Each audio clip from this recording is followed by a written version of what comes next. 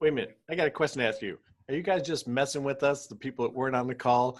It's like, that was the best call ever, man. You should have been on it. It really was good. Like I'm just like Thursday mornings are John's time.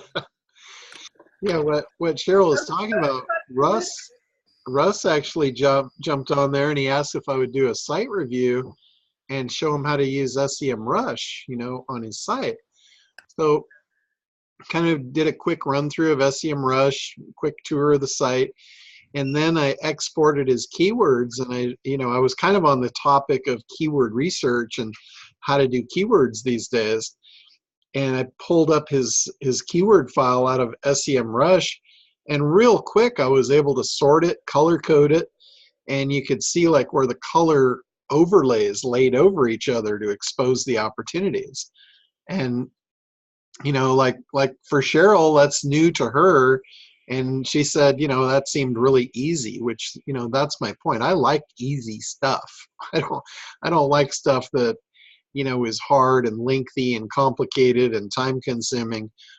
I like to cut right to the chase, and I've kind of developed this method of doing that using Excel, by sifting and sorting. I'll sort by different criteria, put the biggest ones at the top, I'll color code them, then I'll sort it another way, color code those a different way, and then when you remix them, you'll see where the colors overlay, and those are your biggest opportunities. So, that call will be up in the archive if you guys want to look at it. It's, I think it makes the keyword process really easy to expose opportunities that actually exist on your site. And, it's a pretty cool way to leverage. So great stuff. But what I was getting to is, sometimes when I'm doing that type of analysis, that really was geared more to the SEO guys that have been on the SEO Dominators calls for years. So I might use language that you guys are not familiar with. And if that's the case, please feel free to stop me and say, what the hell does that mean? So, sometimes I've just been doing it so long, and especially with a group like Russ has been in the SEO Dominator Club for many, many years. So when I'm speaking his language, I'm not necessarily speaking everyone else's. So yeah, that's a great reminder for me. If you guys ever hear me say something you don't know what I'm talking about, please interrupt me and say, what is that? But it's not a problem. You're never going to be bothersome with that, because it tells me if there's something you're unclear of, you're probably not the only one. Everyone else might have that same unclarity. So I would just as soon get it cleared up and make it understandable for everyone. So, all right. So what do we have on our minds this week for our apprentices? I know we've got our thing coming up Saturday. We've got our little mastermind group coming up. I've got feedback from just about everybody that's going to be here. It's going to be a small group, so we'll probably have 5 or 6 of us. And I've gotten feedback, I think, from everybody on what you want to know about, what your concerns are. There's been some overlay there, so I think some of them will be able to kill a couple of birds with single stones, which is always cool. But regardless, it's all great stuff. So you guys are definitely in for a treat, those of you that are coming to that, because everything, I guarantee you, everything that is on everyone's mind is beneficial to all of you guys. So be good stuff. Good stuff guaranteed. So, all right, where can I help? I'm not sure where you guys are at, what you're stuck on at this point. So, Mr. McLean, let's call on you first. You're in the top corner for me. Yeah. Okay. So here's the deal. I need to get started in this program. I'm just putting it out there. On Saturday, last Saturday, I gave a workshop on the west side of LA. 178 people showed up. The church was packed. There was like all the pews. There were chairs in the aisles. Like the sound system I brought, people still couldn't hear it. There were so many people. And it's because of the game, the 30-day game that I created around money that just catches on. Like people hear about it and they want to play the game. And so everyone takes approach with money that you need a budget, like saying you need to go on a crash diet. And I just come from it from a different perspective. So the thing is, it was for a church, so it's a closed denomination. And but here's the thing that killed me. So I'm feeling really good, and a lot of stuff in the background, there's like paper and crap preparing for it. And up here in the picture, those are stacks of handouts I had and all that jazz. And I prepare for all the stuff. I do a great job. Like people were laughing, they were crying. There wasn't a dry seat in the house by the time we were done. Here's the problem. How much did I make from that? It's the offer. How much follow-up is there? I saw that from the first word out of your mouth. Man, how many, like when I said go to moneycoachchris.com and get my free blank, like, how many people would have gone there to get the free blank to then get and be part of the funnel, blah, blah, blah. So one thing that's interesting is that when I did the game before, I'm just, some stuff sinking in, I'll make my point. When I would do this game, I do it like every 6 months. I got these 2 churches that are just crazy about it and say, can you do this? And what am I trying to say? Oh, so before I'd go there, do it. And then the first week I'd communicate with people and say, look, I forgot to mention this, and I got a couple questions on that. But then every week I would just kind of check in at the end of the week, remember to post your scores, etc. And what would happen, the scores in the first week are high, second week a little low, third week a little lower, and then fourth week they come up because people are making a last-ditch effort. And what I'm trying to say is I'm just practicing something different this time.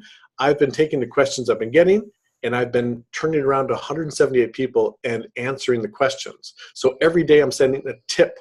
I'm sending advice. I'm answering their questions. And what's happening is that it's real easy. The answers I'm sending are really helpful. I'm getting more people responding saying, thank you, can we have more tips? And so I'm just practicing what it's like to have an audience, to remain engaged, to establish myself as an expert. The only thing I'm missing is a funnel, is a way to make money at it. And so I'm just saying. All right. That's where I'm at. Well, yeah, I mean, the thing with you is you're aware of your mistake. You're aware of what you're missing. So it really comes down to, you've got an audience there. They're interested. But let's take that back a couple steps to the ACT program. Is it a profitable segment of a market? And it's one thing, using them to practice on, that's totally cool. If you never make a dime at that and that's your outcome, is you just want to practice, you want to get comfortable, that's fine. There's nothing at all wrong with that. As long as it doesn't cost you a bunch, it doesn't sound like it is. It's an existing group that you're able to get in front of. No problem there. Practice makes perfect. So, all the practice you can get to a point, and the point is, how you've probably heard analysis paralysis. You can get stuck in analysis and never get anywhere. Well, you can get also stuck in that practice forever and never get anywhere. You can get real comfortable in the not having to make an offer, not having to make a pitch. And that's a bad place to get comfortable in being, because there's no money there. Let's get you somewhere where there's a pile of cash, and then you get comfortable and you can just snuggle in and and be happy. But your first thing, the first problem there is, what I heard you say is at one point you said, go to my site. So what you did is you took a hot audience. I think your words was not a dry seat in the house. No, dry seat in the house. No, what I'm saying is I didn't say go to my website. Okay, I gotcha. didn't say, because why would they go there?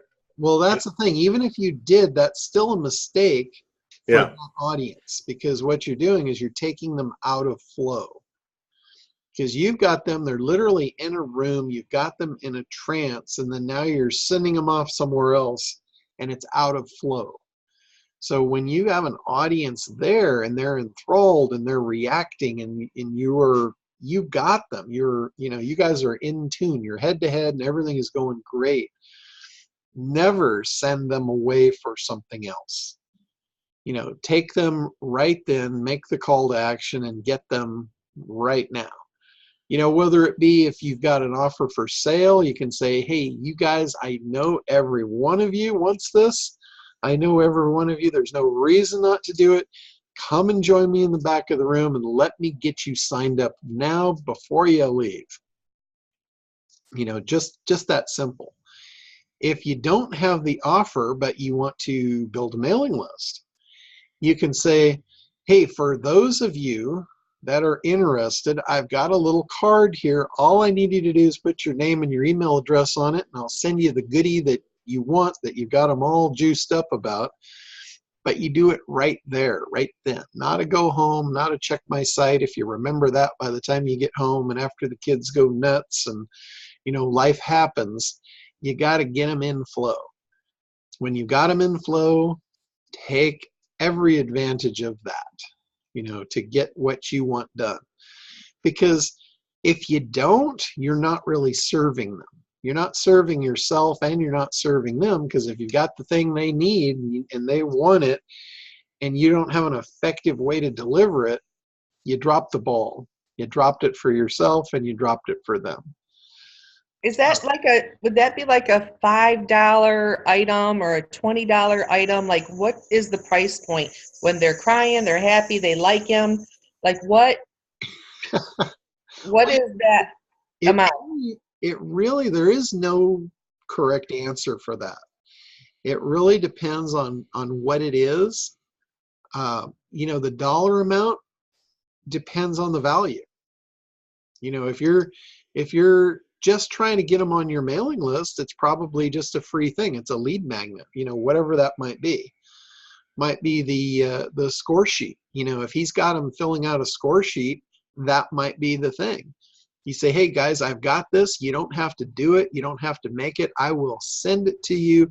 Meet me in the front, put your name and email address, and you got it. It'll be there by the time you get home. It's just whatever it is. It's always a value though. Like if you're asking them for their name and email address, that is a value. You have to provide value for that. It's a sale. It's a transaction, whether there's money attached to it or not. Because it's like a scale, that it's cost versus value. And the cost is for them, if they look at this from a cost standpoint, the cost is a risk. They know if they get on another mailing list, they have a risk of getting spammed. So you have to outweigh that risk with value. You have to make it so valuable. They say, I want that so bad, I'll take a few extra emails. It's not a big deal. The value, you've got to create the value. Now, if it's a $5 thing, you need to have $5+ worth of value to get them to jump through hoops to get it. If you've got a $5 thing and it's a $100 value, think of the stampede you could create. That's why a lot of times these guys will do this to an extreme and they come off looking huckster-like. They stack all this crap up and they say, this is worth $50,000, but it's yours today for $997. That makes you come off looking like a huckster, because nobody's going to give you 50 grand for 1,000. It just, it's just a load of crap. Why would you do that? If it was really worth 50,000, why would you do that? Hold on just a second. Molly. What are you selling, Chris, that's different than what you're doing? I don't understand that. Everybody loves what you're doing, but I don't understand what you're actually trying to sell them. Oh, well, it's easy. Well, there's a couple things. Oh, hold on. Yeah. Oh, my microphone's on. I had a binder, like they have to keep track and do this stuff. So I made these binders up with all the stuff they need to do that, and they sold like freaking hotcakes. I got to deposit the money in the checks today. Woohoo! So I'm just pointing out that number one, it's like and I did that like a last minute thing to make their life easier. Turns out people like things that make their life easier, and so what I'm learning from this is that when people were there in the room, I made an offer and people jumped at it until I ran out. So I'm just pointing out there's timing, there's the product, that will make their life easier. There's a time to sell it maybe in person, and then the availability online. So it's just a good learning experience. That's the first time I ever offered a product. When I was giving a workshop. And then what I'm selling, what I will eventually sell is, well, again, in a sales funnel, it's kind of easy. What I'll say is, go to the website, get this, get a free PDF, or get the tools you need to make this game easier. Then it would be, it's a gradual thing. It's like an audio thing, a webinar, then an audio thing, then DVDs of a live performance, like, if you missed it or you want to see it again. DVD of live performance. So there's a bunch of different products on the different topics I can sell. But ultimately, what's gonna be is what I really envision is a mastermind group. See, because people doing their numbers, if it only does it 1 month, it's like eating healthy food for 1 month and stopping. It doesn't mean anything. And what's huge in this game is that people play the game for 30 days. And then after 30 days, a lot of people don't want to stop. And so what I envision is a mastermind group where people are paying $30 a month, and they have 4 tasks to do around money. They get points. They work on a scorecard. They work in a team. It's actually fun. And then every month what's important with numbers is 3 things. 1, to keep track of your numbers in an easy way. Number 2 is to total them up so you know what they mean. And number 3 is to share them with somebody.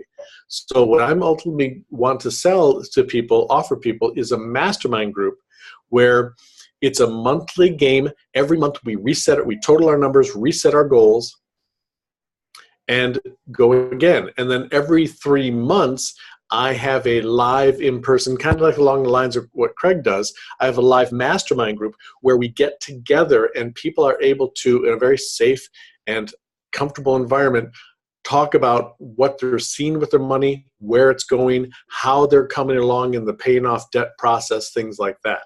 So it's a long way of saying that's what I'm ultimately selling. Well, that's a nice destination, but unless I have the supporting, go through the ACT program, have the supporting materials, I'll never get them to that membership. If you're in front of people talking, can't you go to that? I mean, if you have a group of 170 people and Yep. they're loving you, can you offer that right then and there to them? Yeah, that's actually what that is actually because that is the workshop. It's like the workshop is we're going to put you in teams of 4 with total strangers. We're going to talk about our resistance to money. I'm going to show you basically I teach people what their parents never taught them. It's so simple. We make a game out of it, and people are out of there going, this is awesome. And when I do this, it has a 90% completion rate. 90% completion rate. How many people you tell them to do a budget, and in 30 days, they're still doing it? So my friend, if you got people hungry, loving you, crying at a live event, yep. Could you, what stopped you from making that offer to them? I just don't have the system in place to support that. The point of my workshop up until now has just been to show people, how to do it. Oh. And, like this is how you do it. But see, no one, people will stop. Like if John stopped having these calls, we'd all, just stop. And so what I need to put into place is a website, is to learn WordPress at a basic level or hire someone. See, what happens is that every week the people on a team, they send their score to the scorekeeper, and then the scorekeeper adds up the score. And well, let me give you an example. Like just registering 178 people, a total nightmare. I spent 2 days because I would have them, I put my email address up and I say, register here. So they would send me an email and I would drag their email into an Excel sheet. But then the Excel sheet had their name and it wasn't working. So I had to go through and clean it up and everything like that. And then people, like even today, I need the materials. I lost the materials. And so I'm constantly sending. What I envision is a website that's a physical structure to handle this. And so I can go to the workshop, and as part of it, say, go to the website and register. So I get a WordPress plugin that's making an Excel sheet for me. And I say, go to the website and get the materials. So it's auto-sending everything to them. And then what happens at the end of every week is that people will submit their score like in a Google Doc, team name, what week they're on, their total score, and what happens is that it will give a team average score. Then I can spit out to all the teams. There are 35 teams right now playing in this game. I can then spit out. See, I have to add all this stuff and put it in Excel, and it takes me a day, so that everyone every week gets an update as to where their team is. See, they're playing teams against other teams, for the highest score. And so I've got to get a website that can handle the weight of all these people entering their score, that will tabulate it by team and then spit it out. So I just lack the structure to do it. That's all. I'm just saying, I'm just pointing out, guys, that I have something valuable that people need.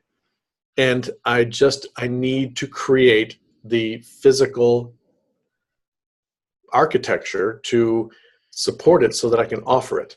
And by the way, John, people are asking me these questions like, hey, here's the biggest question I'm getting. Hey, I'm playing the game, but my husband wasn't there. And we don't talk about money. How should I handle that? So my point is, this game can really be segmented to couples, individuals, people who have gone through divorce, people that are specifically in debt. So there's a lot of variations on this.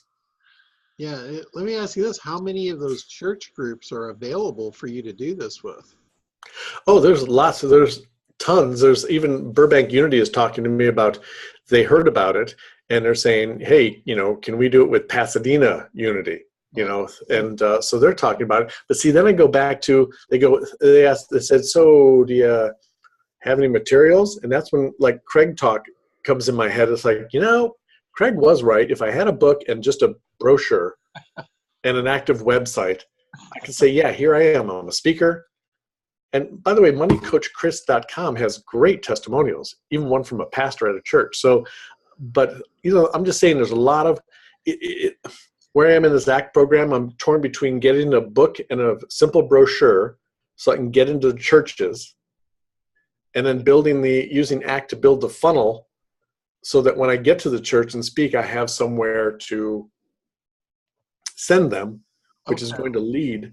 Well, let me tell you something that might really put you at ease. Okay. Your funnel doesn't have to be a traditional online ClickFunnels type funnel. Right. Your funnel literally could be your process of what you're doing at these churches already. Okay. That is your funnel, really. That's it. So what you might think about doing is, instead of getting them into this 30-day thing, that's way too big of a commitment for a free thing. Mm-hmm. And the thing is, what you're doing is you're allowing them 30 days to fail and see how difficult this is to do all this work. And then you're going to try and sell them on a low spot. That's not a really good flow for a funnel. So what I would do, like say you've got your opportunity to teach them or train them, or you're doing your seminar or whatever it is, what you're doing, you're showing them how it works. You're giving everything to them, but not the experience. The experience is what you're going to sell. So you're going through the process, you're showing them how it works, you're showing them what it will do for them, you're showing it how it will change their life, You're giving them the results in advance. You're painting the picture. Now you've got what you're talking about, not a dry seat in the house.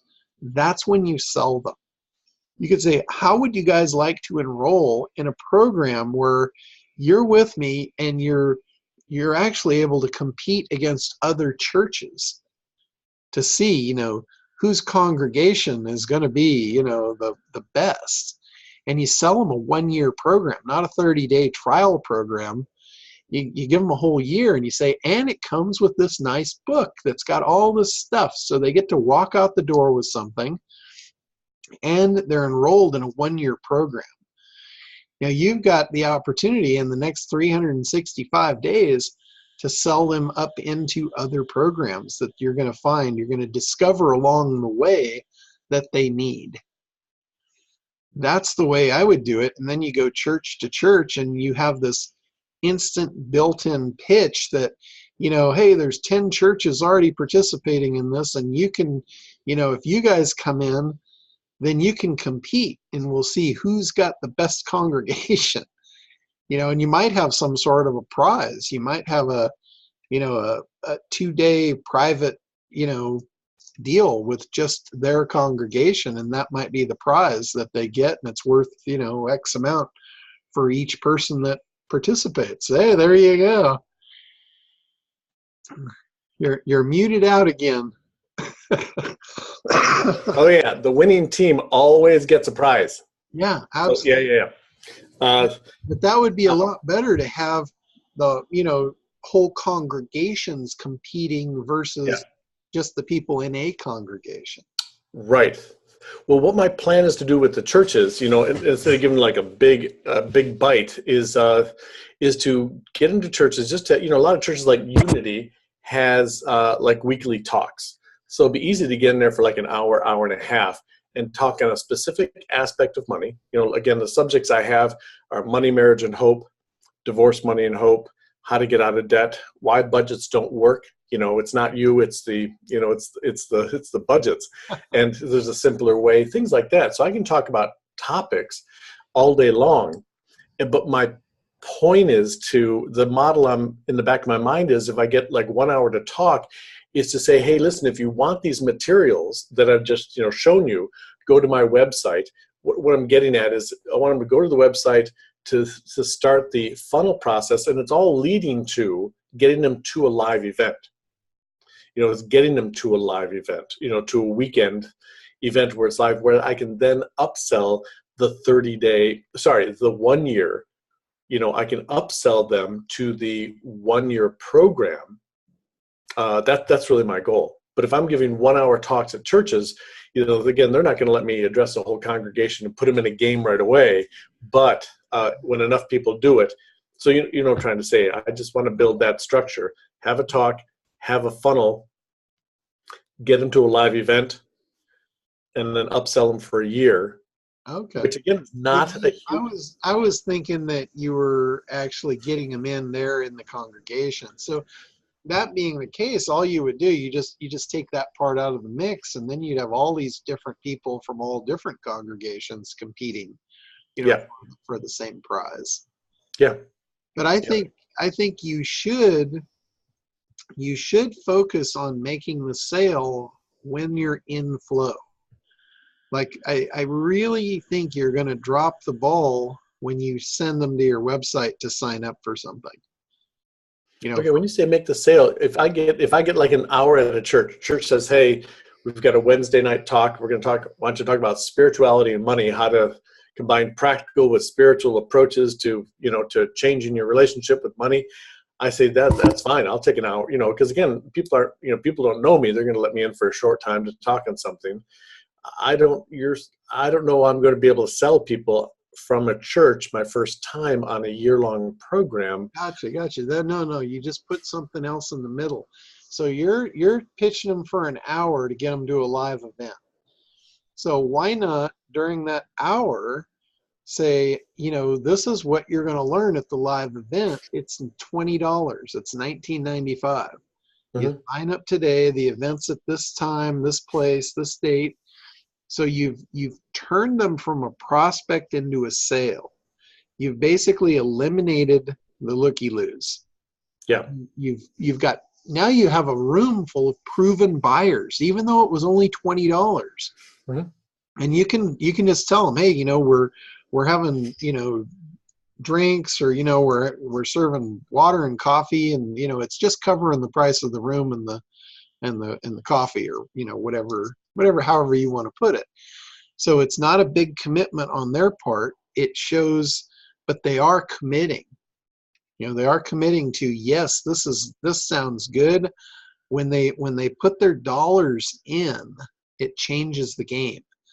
So the difference would be, if you load that room with just any Tom, Dick, and Harry, your conversion ratio is going to be one factor. If you load that room with people that put $20 in the game, your conversion ratio is going to be through the roof. Plus, I can, if they sign up for $20, then I can put them on the mailing list with reminders. Again, things on the sales funnel, like when you have an upcoming webinar. Don't forget, 8 days until the webinar, and 2 days until the webinar, and the webinar is today. So I can use. So once they enter that, I could have a funnel. I put them in a funnel for the live event, like 4 months out. Yeah. So I could remind them and things like that. Yeah. Now, if you really want to be slick and smooth and automate the process, what you would do is you would have a laptop there at the event, and you would actually have them, when you take the orders, you'd actually have them put the order in right there. Now, that may not be feasible if you've got 100 people and there's a line and they're just not going to wait for that. So if that's the case, what you want to do, even if you're just collecting $20, you never want to collect $20 without getting their billing information. So really, really important that you have a form there to fill out to hand in with their $20, or, or their credit card information, or what have you. So.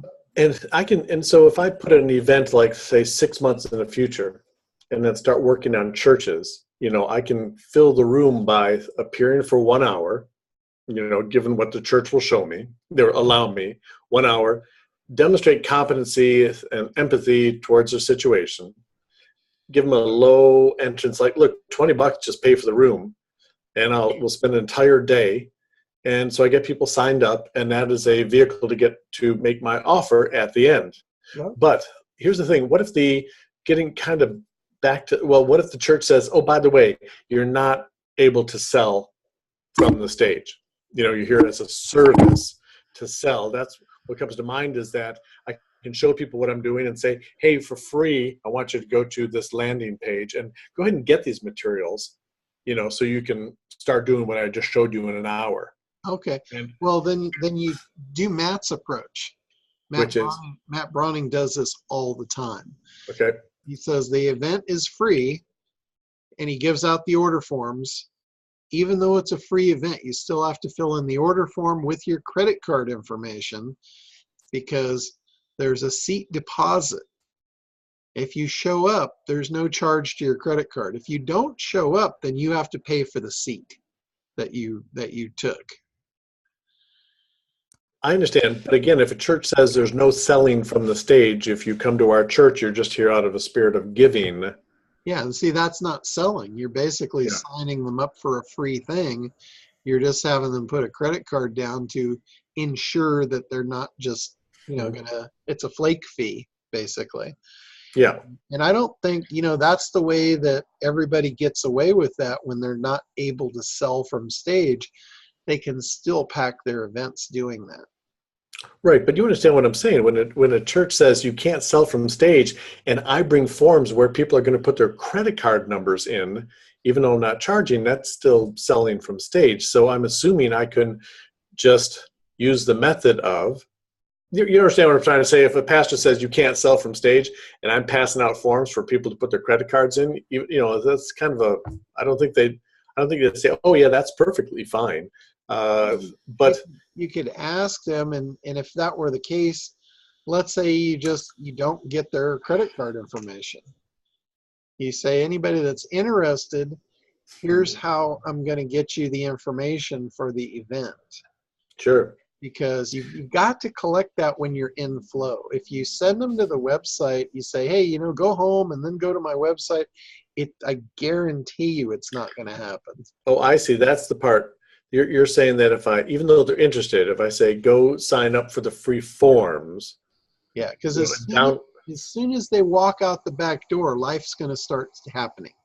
okay, well, if I can't sell from stage, I can say, listen, how many people here are interested in me sending you the free forms? Yeah, exactly. How many people would like to receive this? And and say, oh gosh, look at the time. I only had a little bit of time. How many would like to receive the forms and a little better explanation? How many people would like to do that? And then I get their information right then and there. I'm sending them something via email. So what you're saying is, as long as I get their data at the point of interest. Yeah, you've got to get it at that hot point of interest. Okay. But here's what I would do first before you decide to go that route, because that is a much softer approach. Before you decide to go that softer approach, I would go to the pastor and I would explain, I have this really cool program that I give away for free. Here's how I do it. The only requirement is I require that they show up. And here's how I ensure that. So I don't spend a bunch of my money to make sure I have a room this size to accommodate these people that are flaking on me. Right. So I do have a flake fee. Okay. For people that say they're going to be there and then they don't show up, so it doesn't cost me, this is how I do it. You know, I would be willing to, present this material to your audience and give that invite for all of your audience to come for free, as long as they agree to the flake fee. Right. Just to protect myself. Sure. And they might, if you put it that way, they might say, that's awesome. Sure, you can do that. And if that's the case, you hand out the forms and they put the credit card in. Yeah. That's a firmer commitment. Yeah. And if they say, no, we're not comfortable with that, say, okay, no problem. I will remove my flake fee because, this is your organization. I will eliminate the flake fee and I'll just collect their information. I'll send them the dates, the times, the instructions, the reminders, and everybody will be happy. Okay. But as a secondary, as a backup only. Yep. Because everything you do in business, you want to do from the lean approach, the lean forward approach, not the lean back approach. The lean back approach is not the most effective way. So this is part of your funnel. So, the ACT program is about making your funnel as effective as possible. So if you're allowed to do that, then you do it. If you're not allowed to do it, then that's the most effective way possible. Okay. But you always want the most effective way possible. So just ask. Yeah. They'll tell you. Now, don't assume that they would and do it, and have them be mad at you. Yeah. They'll never be mad at you if you explain the process and say, does that work for you? And if not, hey, I'm happy to change it. I'm happy to make accommodations for you.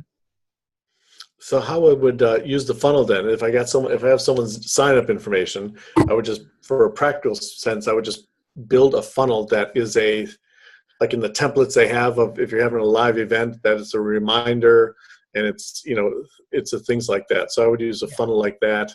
Yeah. But I could also probably, when I get to that point, use the funnel to ask them, what topics would you like to cover? Yeah. Basically what your funnel is at that point for that event, it's really just a follow-up sequence. Yeah. You're following up with them. You're doing what's called an indoctrination campaign.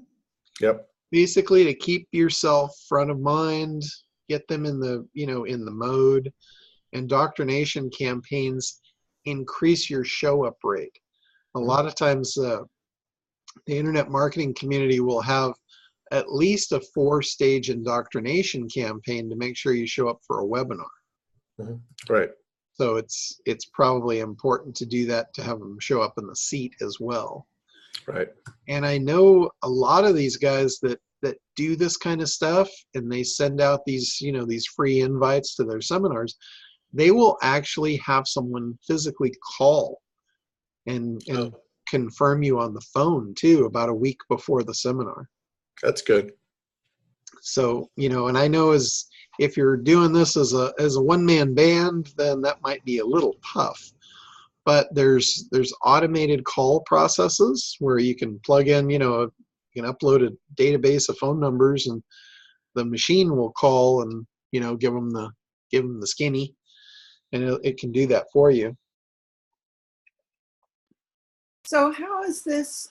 How the presentation with 178 people, was that a 1 hour thing, or was that the full thing that you want to present and get everybody into? Where along the line is that process? Workshop. You were muted there. I just unmuted you. Okay, that was a 4-hour workshop. So that would be what you actually want to sell people into, is that correct? No, it'd actually be a full day. The 4 hours was just a kind of a condensed, just enough time to get the basics and get everything organized. So it would be a day. It would be a full day event. Yeah, to maximize to unpack things a little bit, and also allow time, for sales at the end and stuff like that.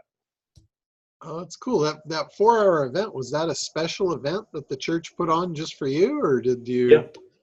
Yep. Oh, okay. Yep. Wow.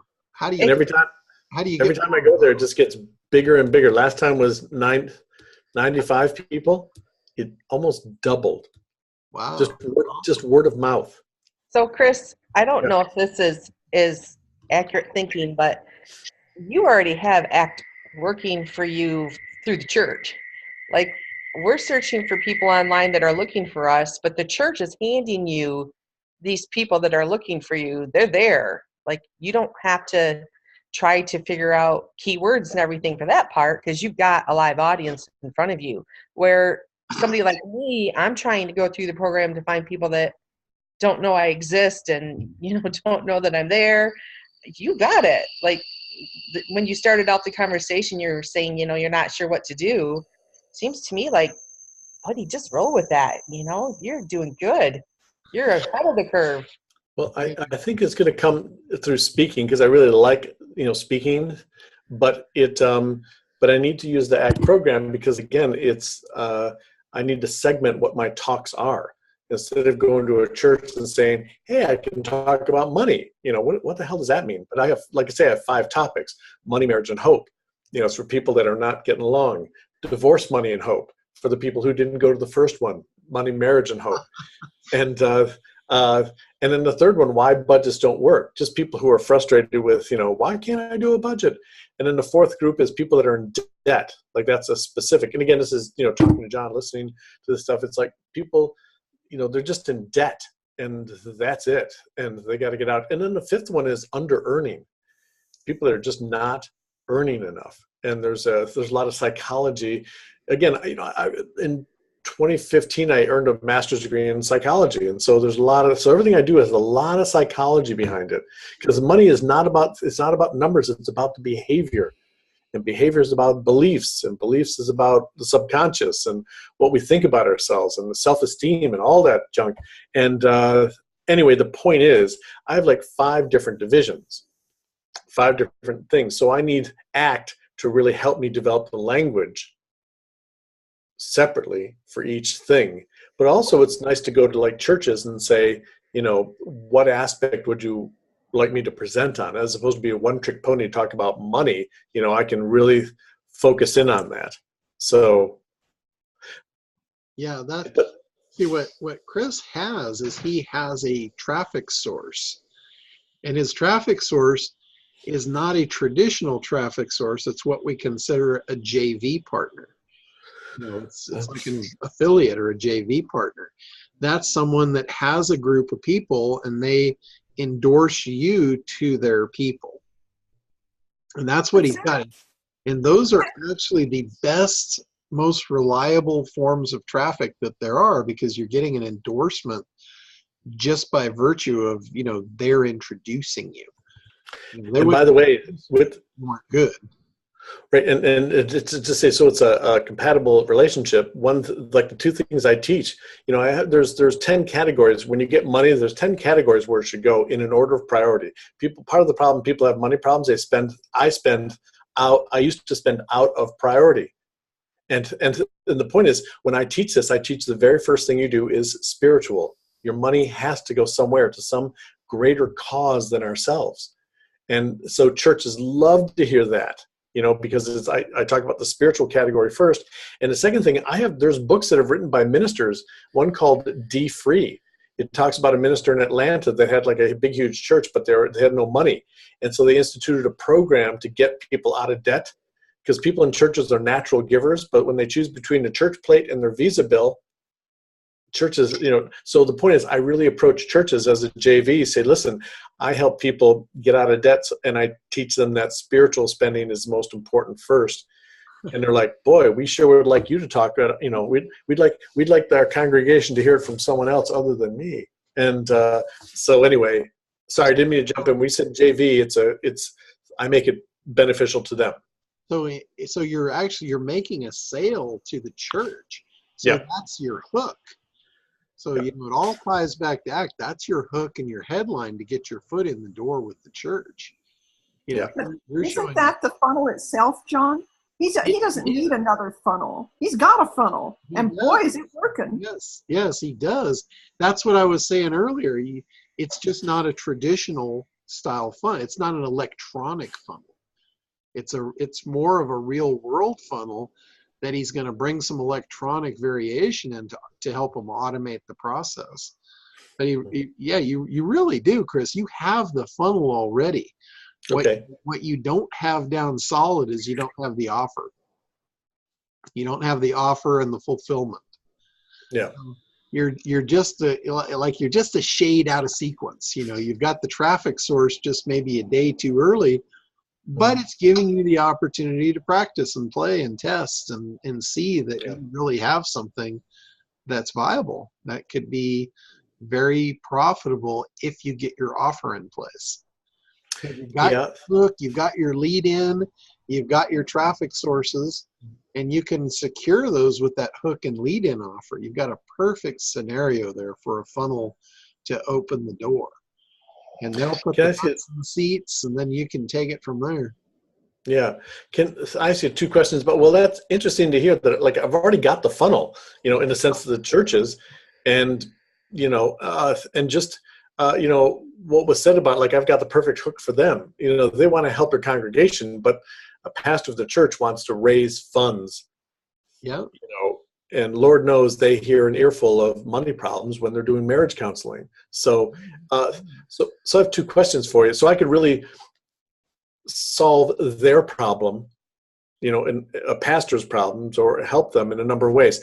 Let me ask you two quick questions about that. And again, I don't mean to monopolize the conversation, but the one thing I could do is because I have different topics, I could say to the church, what is the most pressing in your congregation? And they might enter marriage, or they might have been hearing from a bunch of divorced people and say, we might need to address that divorce, or we just have people in debt, period. So what I'm saying is, if I really, when I apply myself to this, I could really, those days that I'm funneling people in, I could really have it a money, marriage, and hope day. Instead of, I guess I'm trying to say, I could segment it even with the churches. Like, if I have 3 talks I give, just narrow it down to 3. The days that I'm selling could be specific to that group, so that when they get there, instead of talking broadly to people, I could really talk the language to the group that's there, whether they're just in debt, whether they're fighting about money, or whether they're divorced and don't know what to do. So that's one thing. But the other thing is this. Do you think at this point, John, my next step is to follow what Craig's advice, like just bang out in order to get into the churches? Because it's kind of hard. I don't have any credibility. There you're wrong. Okay. No, not true. There You you're had wrong. 90 people to 170 people. Forget what Craig said. But so you don't think like banging out a real simple book in a brochure to send to a church is beneficial? let me tell you what you've got. You've identified a hot market, which is your congregations and your pastors. You've figured out the hook. You've figured out the offer, and it's converting. Mm-hmm. That piece of your puzzle is already done. Okay. So you already know what they want. You know how to present it. You know how to get a yes. You already have a converting funnel there. So Okay. you figured that first piece out. You got that. It's working. Let's not mess it up. Okay. Let's not assume that you have to have something that you didn't have to do it the first time. Okay. The piece that you're missing now is the next step. You've got the first yes. You're in front of the group. Now you need to package the offer for the second step. That's the piece that you're missing. Okay. That's the piece you should be working your ass off right now, because you're missing opportunity. I think he probably already has it. He just doesn't realize it, John. Yeah. It's just I yeah, think you got it. it's just Yeah. a little bit of work to refine that and put all that disbelief out of your head. Okay. You should walk through the door knowing it works to begin with, and you should have no hesitation about making that offer. Okay. And when you say, so I just need to refine the offer, you're talking about just the copy, the sale, like when I get an hour, how to do the beginning, middle, and the most important end, where it's all about the offer. Yeah, and all of that will come naturally. You need to Yeah. sort it out in your head. Yeah. When you I've already got it. when you I get already know how to tie in what I'm showing, because when I have an hour, I say, look, here are the problems. It's one of four things. When you have a problem with money, period, it's like it's this, and this, and the only thing that works like a miracle cleaner is clarity. If you apply clarity to any of these four quadrants, it's like a wonder cleaner. It'll clean them up. Fortunately, I've developed a game. In the game, there's 4 tasks every day, and each task approaches each one of these. So my point is, I identify the problem, I show the problem, lead magnet. and then in the end, I say, "Gosh, look what time it is." The thing is, I've developed a game, and the game it absolutely addresses each one of these things. If you're interested, join me for a day. It will change your life. So the game is the lead magnet. Yeah. The lead magnet is delivered during the one-day seminar, and the lead magnet is what sells the offer. So you're not clear on your back-end offer yet. Okay. You're basically clear up to the point where you've got them in the room and you deliver the game. But now you're wanting to play the game for free, and that's your mistake. Mm-hmm. Yeah. You've got them hot. You've got them. They're in flow. Now is the time to sell them into the game as a year program, not a month trial on the game. You've given away the farm. It sounds to me like the game is the whole thing. The game is a great lead magnet, because it really does sound interesting. But what they are actually buying is the ability to play the game, right? Come and we're all going to play the game together. Isn't that what it is? Yeah. Aren't they getting your coaching, Chris? Aren't you That's part of the game. You are truly, the mentor, the guider, let's talk about what's going on here, what road bumps. It's not just the game. That's right. I think it's Chris' expertise that they're coming for. Yeah. Right? It's a one-year coaching program. The game. Yeah, coaching in the guise of a game. What it is that cool. It is the day that we get together. When I have 1 hour in front of a church, how the funnel works now, if I have 1 hour in front of people in a church, I simply identify the problems, and then I identify the solution. That has worked for me, that's worked for lots of people. And the solution is a game with money that's taught in one day. So what I want is people to sign up, get their information so that they actually appear in person to the workshop. Now the workshop, at this point, I actually teach them the game. I actually, again, it's like we get people in teams. I explain it. I address, before I said it's going to solve the problem. Here I show how. The game is really fun. I mean, it's really fun. The workshop's very fun. And we get people in teams. And the goal of that one day is for the next 30 days, you're going to play the game. And at the end of the game, you're going to, as a team, you'll be able to add up your own individual numbers. And you'll be able to hold up one piece of paper, and you'll be able to see what your life costs, which most people just cannot do. You'll be able to hold it up, and that's the thing. But here's the so the thing is, I mean, part of me like wants to give them the game, because when people get out of this thing, they're like, this is going to be awesome. I can't wait to start. And that's when you sell them. and at that point, when people are like high-fiving and like they can't wait to do this, because I've shown them the problem, they've seen the solution, they've picked their tasks, they have teammates, and they're going to have support. That's when I say, listen, I really need to be honest with you. If you do it for 1 month, it's going to be fun. If you do it for 1 year, it will change your life. If you're in debt, you'll get out. If you're fighting about marriage, money, you'll stop. And so that's when the offer comes. Look, I want to help you, but I know if you just do it for a month, it'll be fun but not effective. Therefore, what I'm offering is a 1-year program. The membership is only $30 a month. However, that's $360.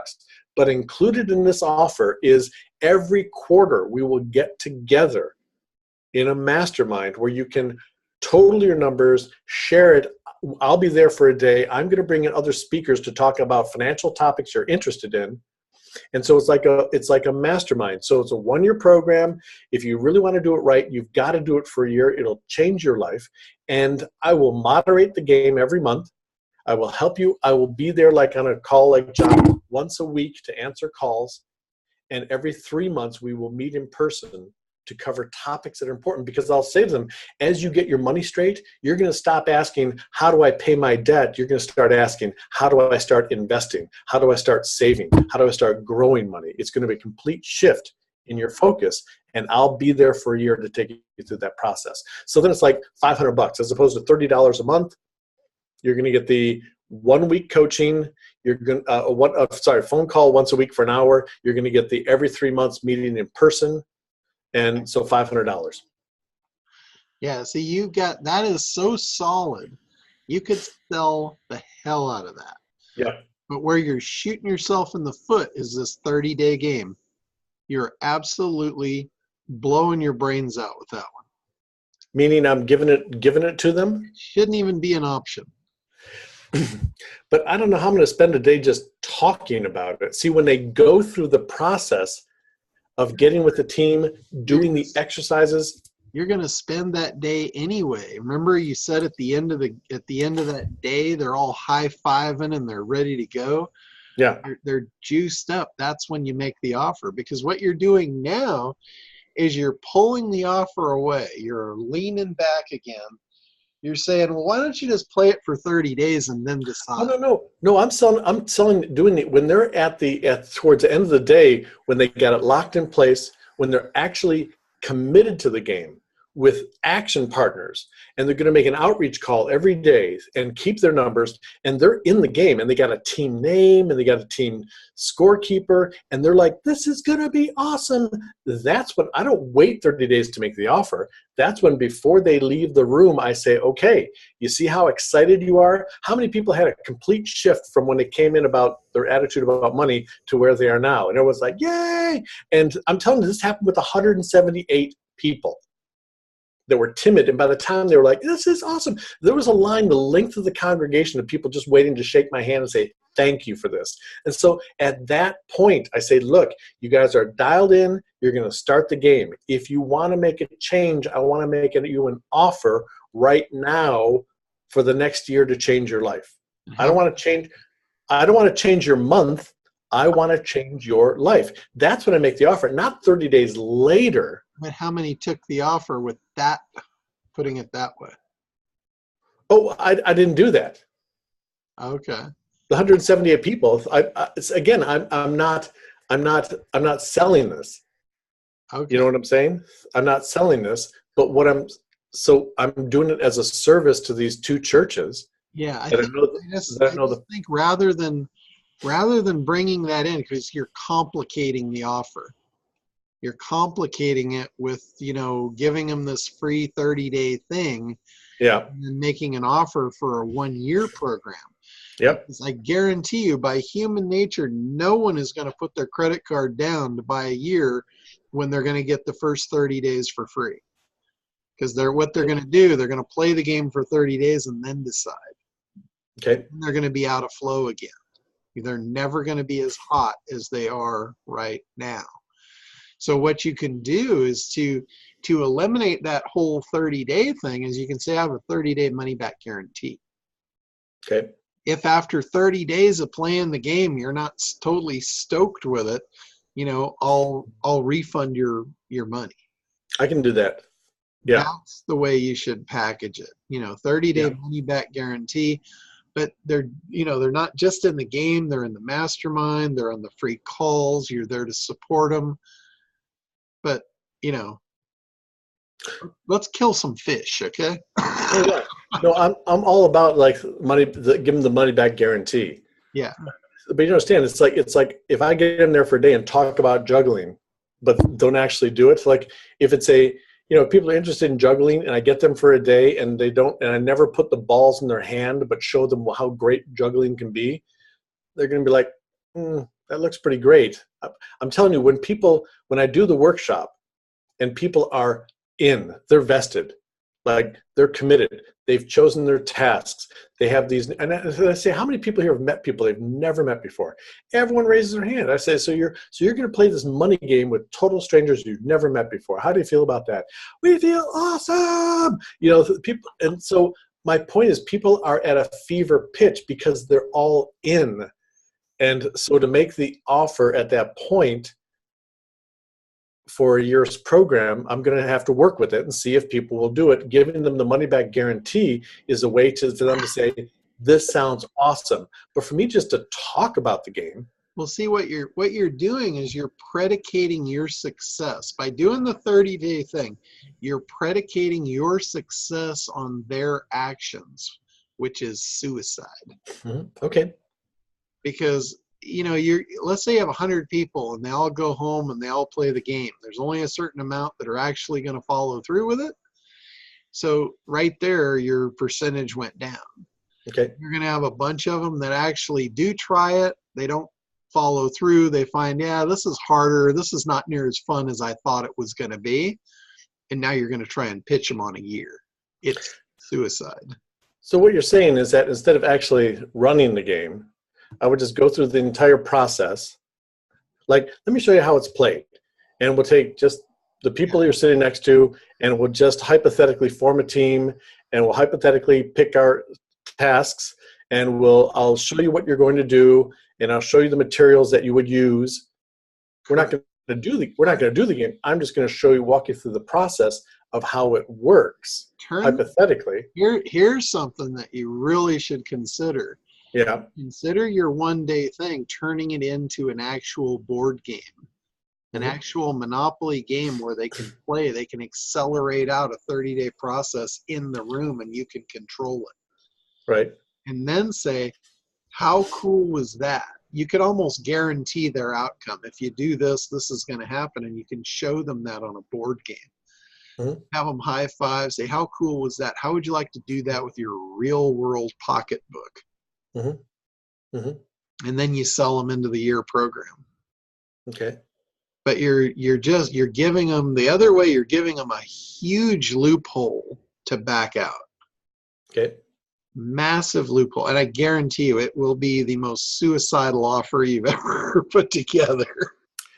I'm gonna try testing because, like I say, 90% of the people complete it.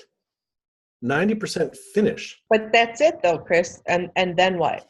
They've completed it. You've gotten no more money. So they complete it, but being able to monopolize off it, right? Yep. I'm still going to test it because they complete it, but it doesn't mean anything. Like they've just started. Right. It doesn't change. Here's the thing. It doesn't get them out of debt. It doesn't. All they got was one piece of paper that says my life costs this. Well, there you go. They just spent 30 days and they didn't get any value. They didn't get any result. And No, now I'm saying you're just trying to sell 'em. I'm saying that if I'm talking about someone that does the game and thinks, well, I'm going to get my money back because I've done the game and I'm good now. I'm all set. I can do this on my own. I can leave the game, leave my team, leave these habits.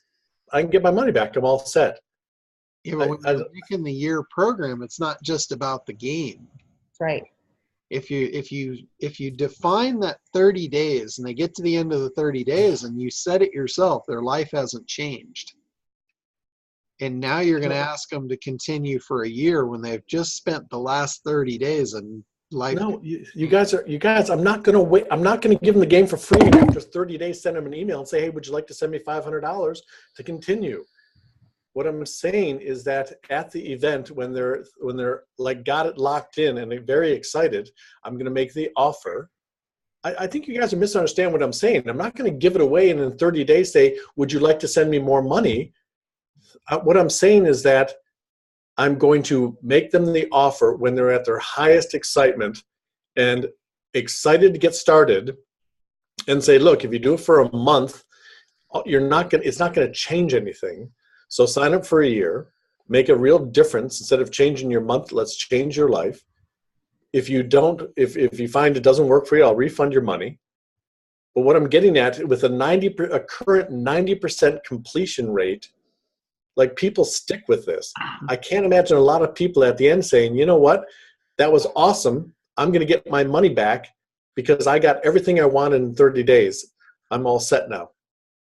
But aren't you still talking about giving them the choice of, play the game for 30 days for free or buy the year right now? That's what I'm saying. At the workshop, the one day, get the sale, make the offer. Yeah, but you're giving them the choice, right, of playing the game for free for 30 days. Correct. Don't do that. That's the suicidal part. So you're saying just take them through the process, saying this is how it's done. These are the hypothetical teams you're on, the hypothetical materials you'll get, and the hypothetical support you'll get. Yeah, you've already spent the whole day showing them how cool the game is and how they need to be, and then just sell it. Just sell the game. Don't give them an option for 30 days. Just throw that out the window. All right. Absolutely. You can use the language of, I guarantee you, once you get into this program, by playing the game for just 30 days, it's going to get you clear, but playing it for a year is going to change your life. You can use that languaging, but don't allow them in the game unless they're paying to play. Okay. Yeah. If you want to let them experience the game, turn it into a board game where it can literally be played like a Monopoly game in an afternoon. That might be a way to get them to experience, because you could actually give them all the stuff, give them fake receipts and, fake this and fake that. And you can do like one day in 5 minutes. Yeah. Everyone could take a turn. They could pick it. They might roll the dice. They might, I get that receipt. I get that receipt. Yep, that's exactly. Here's a packet of 17 receipts. Yeah, this is exactly what everyone got to do the work as a demonstration, because they're so frightened about keeping their numbers. It's like, that sounds terrible. And they did it in 17 receipts in less than 10 minutes. Yeah, perfect. So they literally got the experience of playing the game, and you said high-fiving, everything is cool. Make the sale. Okay. Don't call it the offer, just make the sale. Yep, I see what you're saying. And then you're done. We've taken the suicidal risk out of it for you. Okay. And whoever doesn't want to pay won't play, and those who are committed will just shuffle them around and put them on teams. That's right. I guarantee your life will be so much happier. Okay. And you won't be trying to make an offer at a bad time. You'll be making your offer at the best possible time. It's a win on all sides. All right. I appreciate that feedback. Yeah, absolutely. But you got it, man. You got all the pieces to the puzzle.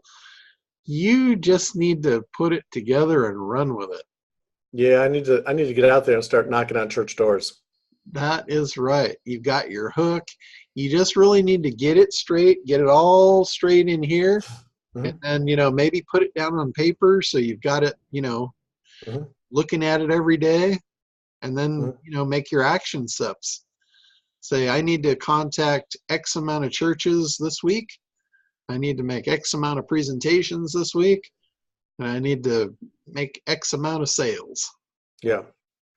And for you, a beginning sale is to get the church guy to say yes. Yeah. A lot of churches out there. Yeah, absolutely. You have massive opportunity. I'll need to then work on hire someone. I think I'll actually hire someone to do a website that when people play the game, they need to report their scores, to help me with the infrastructure so that when people do everything online with an online submission score. Yeah, that's a simple database program. Yeah, simple database plugin for like a WordPress site. So I'll need to hire someone to just get that up and, describe to them what the game is, what people will do, get that so that it spits out a report and do that. So yeah, a lot of work, but I think it's in the right direction. Yeah, awesome. Chris? Yo. Is this kind of like Rich Dad, Poor Dad's cash flow game? I'm not quite sure what that game is. Can you describe it briefly? They have, well, it's basically an investment game to teach basic financial investment, beginning financial investment. Yeah. And they had it as a board game when I was looking into investment stuff and buying houses and whatnot. And we had groups that actually got together and played the board game. And I just Googled it again, and now they have it online. Yeah. And so that might be a template that you could steal from, because they've Right. already got the game going. They've already got a whole online system. Right. So that might just be a resource. Yeah. And that's geared towards investment, you say? Yeah. Have you heard of what's his name, Kiyosaki? Oh yeah, I've actually seen him in Dad, Poor person. Dad? Yeah, I've seen him in person a few times, and Yeah. I'm familiar with it. And but it's a really good concept, because when you take anything like investing, and people are frightened of investments, Exactly. but when you make a game in a supportive environment with some leadership, and all psychology states, when you take any learning at all and wrap it in a game enclosure, the learning is accelerated. And you know why the reason is for that? Do you know why that works so effectively with the brain? When you play a game, people drop their sense of consequences. If I play Monopoly, I'm learning about money, about mortgages and properties. But if I end up in jail, it's not a big deal. If I go bankrupt in Monopoly, it's not a big deal. So games lessen the consequences, and people are so frightened of investment because what if I make a wrong move? So anyway. Right. So you might just Google the cash flow game. Right. Use some of what he's already done and see if you can pick up any pieces that might help you on how to automate it and maybe put it online. I agree. Laurel Langmeyer took that same game and turned it into her version of it too. So she uses it as well. Yeah. And to answer your question, it's not about, that's at a higher level investing. This is about just getting clear. People literally don't know where their money goes every month. It wanders off, and people have no idea. I can hold up one piece of paper and tell you how much my life costs every single month, but no one knows where it goes.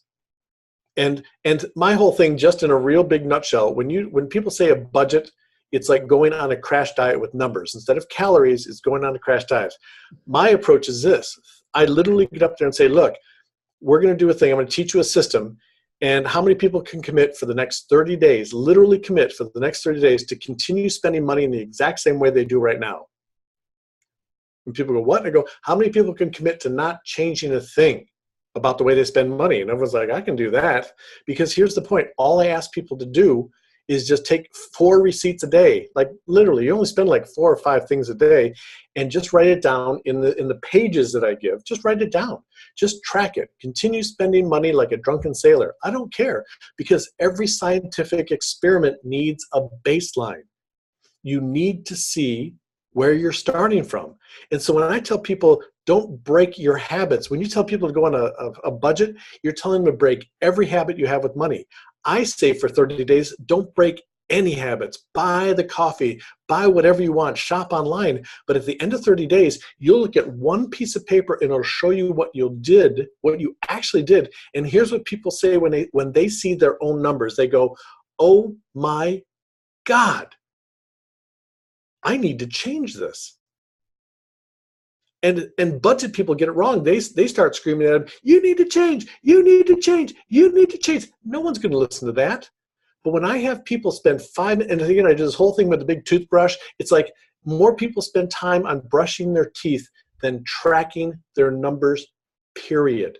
I spend more time on my teeth than on money. And when they do it for 10 minutes a day, at the end of 30 days, they're literally shocked. They go, I cannot believe where I spend money. Or how much my life costs. And they go, Jesus Christ, I can't afford to go out as much because I had no idea my car cost me that much. And when people see it, they say, oh my God, I need to change. And then they're absolutely teachable. So that's what I do. It's totally backwards from all the budget people.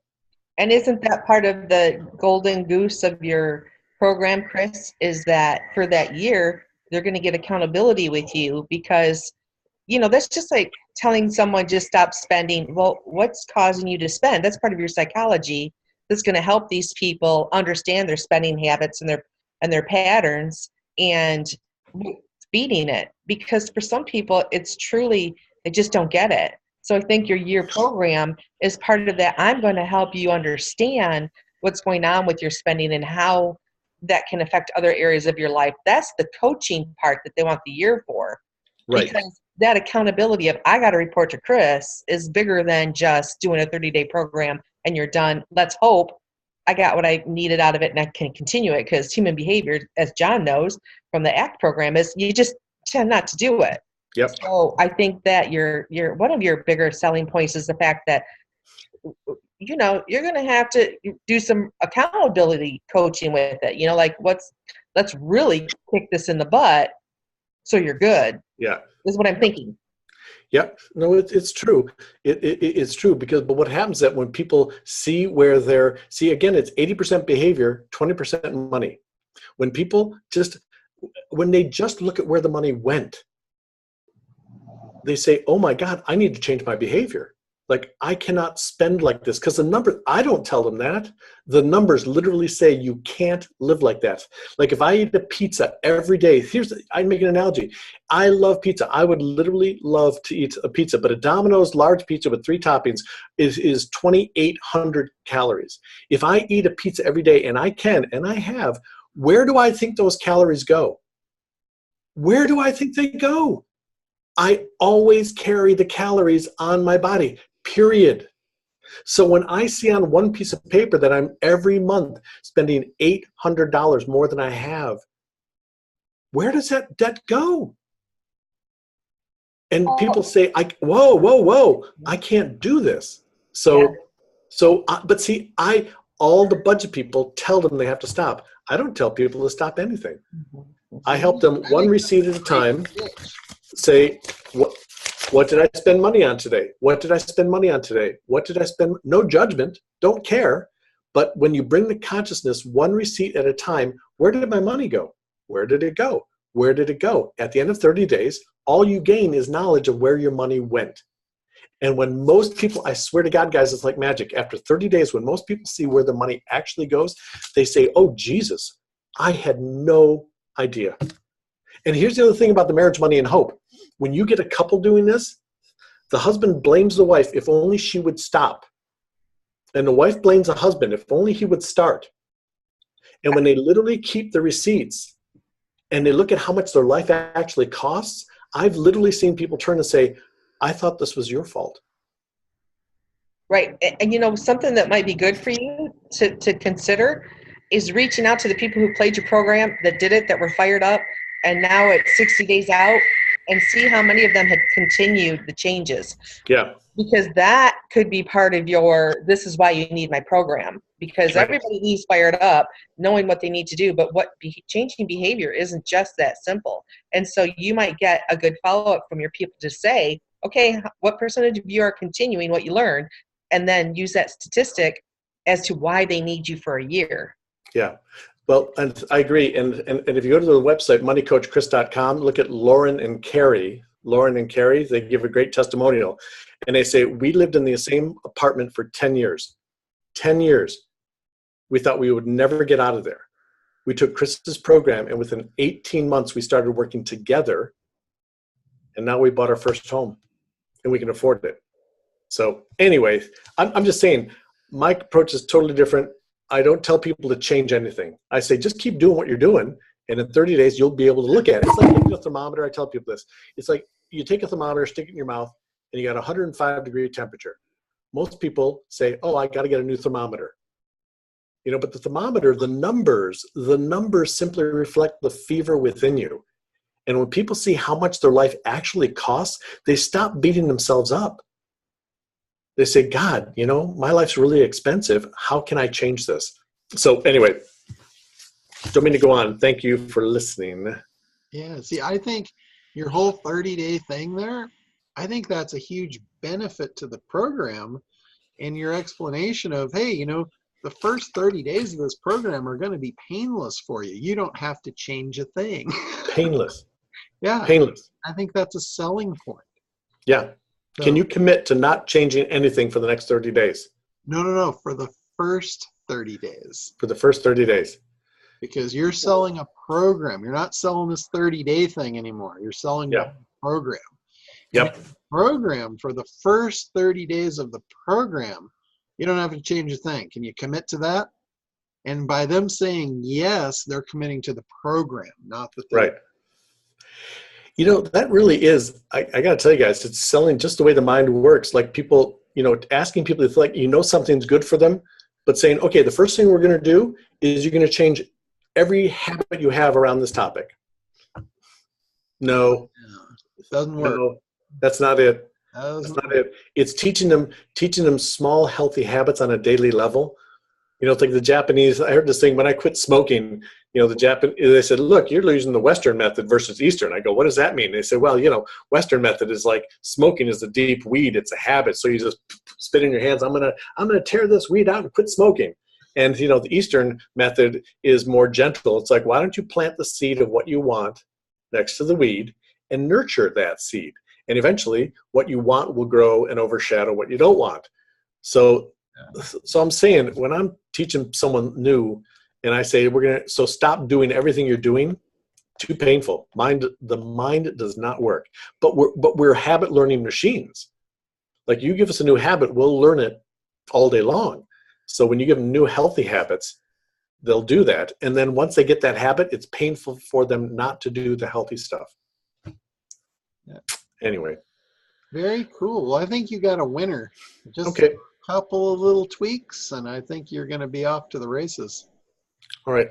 That's a big change about not giving them the game, but like taking them through the process and then saying, if you'd like to sign up and we'll start the game, then you can actually play it. I've shown you what goes on. Okay, that's a big change, but it makes sense. Thank you. I want to prevent you from sales suicide. Okay. All right. All right, guys. Anything else before we wrap up? Anybody else got anything we can attend to quickly here? I think this was a great call. I think I am looking forward to more of you throwing stuff out like what Chris did, so we can, you know, we can use this call to hash it out. Get your programs on track. Yep. All right. That being said, thank you all for participating. Everybody, you know, put in great, valuable resources and feedback there for Mr. Chris, and we're looking forward to hearing the update on how it's coming along as the weeks progress. Yeah. I like that suggestion, by the way, about the online game about rich man, poor man, you know, that it really could be an online thing as it grows. And so anyway, that was a good suggestion. Thank you. Yeah. Awesome. All right, guys, that's it for this week. We'll see you next week, and some of you will see Saturday. So I'll be there. I didn't respond, but I'll be there. Thanks. All right. Well, see you then. Bye. Bye-bye.